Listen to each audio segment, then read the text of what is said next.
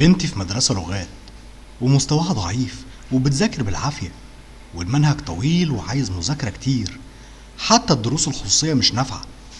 في ناس نصحتني انقلها مدرسة عربي، وناس قالوا لي خسارة تكون لغات وتنقل عربي. لو كنت مكاني تعمل ايه؟